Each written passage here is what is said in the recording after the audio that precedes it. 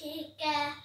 फिर वो जिस दिन वो आया था ना, उस दिन उसने एक पेड़ तोड़ा और नीचे फेंक दिया उसके मुंह में।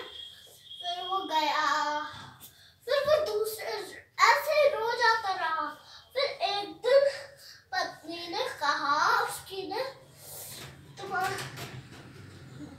उस दोस्त ने वो बात बताती थी अपने दोस्त बंदर की।